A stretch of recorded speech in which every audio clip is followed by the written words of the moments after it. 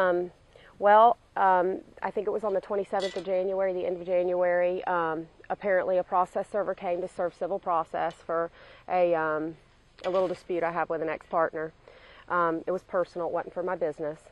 So they had the home address. He came to the gate. He says he did not see the "Beware of Dog" sign, which you can obviously see all the way back from the last corner, because Country Creek Lane dead ends into our driveway.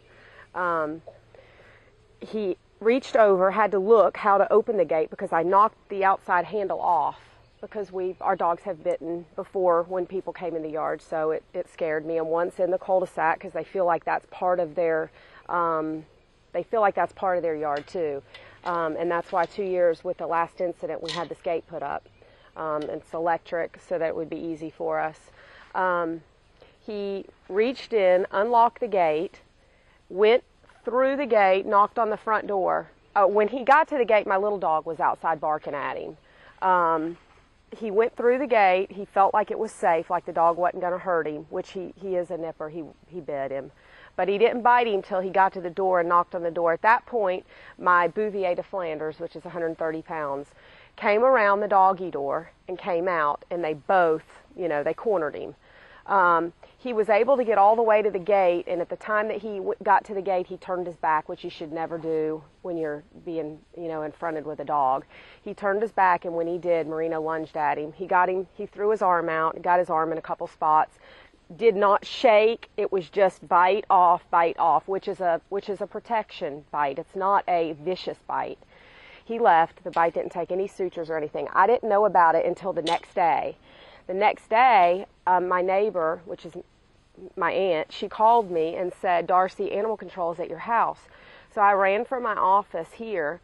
When I got here, animal control had a little bit of a scratch right here and on his finger, and it was barely bleeding. And he says, "I was here to get shot records, but now that your dogs have bit 2 people in 2 days, I'm going to have to take them." So I asked him, I said, "Why did you go in the yard and do the exact same thing the process server?" Because he told me then what happened the day before. I didn't even know anybody had been bit until then. And I asked him, I said, "Why did you do the same thing that he did, knowing that I had dogs inside the gate that would bite you and I have a Beware of Dog sign?" He says, "Because I have to do that for my job. How else was I going to get a hold of you?" Well, I said, "You have our records. Nothing's changed. We live in the same house. We have the same phone numbers, same cell phone numbers. You have it all because the dogs I've had this issue before. That's why I put this gate up." And he says, "It doesn't matter. You don't have a right to have a dog that is going to bite." And I went, I just couldn't believe it. So I had him call the cops. The cop was very rude. He got in my face, told me he was going to arrest me if I didn't let him take my dogs. I started crying. I told him to call his superior because I thought he was out of line. He called his superior. By then there was another animal control guy here, Ed Martin. He's like under Paul Studevant, the head guy.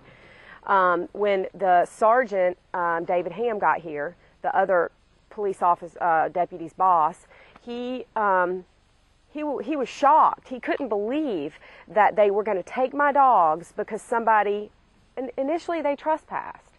And he went over and talked to animal control, and he says, "I don't think you should take the dogs." He says, "I read the ordinance. The ordinance says she has a right to keep her dogs here until she has a hearing and the investigation's over." So I guess because a sergeant higher authority than them agreed with me, they let me keep the dogs.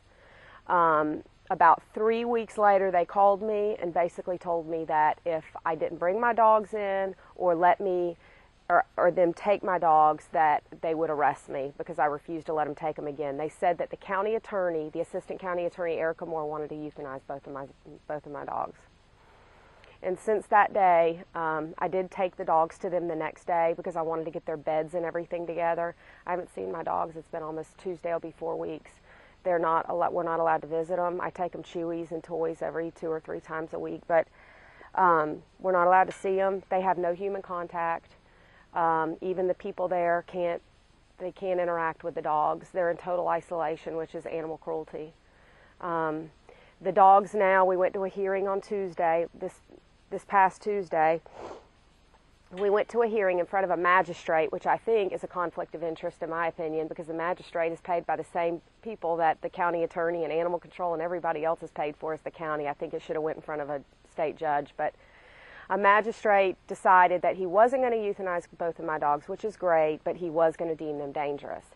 Now, deeming a dog dangerous means a lot of money, but the worst part, I would have already agreed to it, but the worst part is I can't take my dog to the beach anymore. These dogs are kind of like, and I've got hundreds of people that know these dogs from us taking them to social gatherings. We have parties here where we have 100 people, and they love people. Once you're invited and they know you, they're fine. It's like when they're here, it's a button. And when I take them off of this property, it's like somebody pushed the button and turned it off. And they're totally different dogs. At the beach, they love kids. Marino swims out and he swims around the kids to get them to come back into shore because he don't like them going out too far. I mean, they're wonderful dogs. But when they're here, they're very protective. And I feel like, and now that it's been, now that they know that I'm appealing their decision to deem them dangerous, because I really want to be able to still enjoy my dogs and take them places. Now they won't let me have my dogs. I agreed to keep the dogs here under the dangerous dog ordinance until a state judge decides whether he wants to, keep them deemed dangerous or throw it out. And they refuse to let me keep the dogs here under the dangerous dog order. They want to keep them. This appeals have taken up to 6 months. By then, my dogs will be kennel crazy. There is a term. It's a kennel crazy. And I won't have the same dogs coming back to me that left that day. And I really, truly feel like my constitutional rights have been violated. I think that as a homeowner and a property and taxpayer, I think I have a right to have an animal as long as I keep them contained that is protective of my home.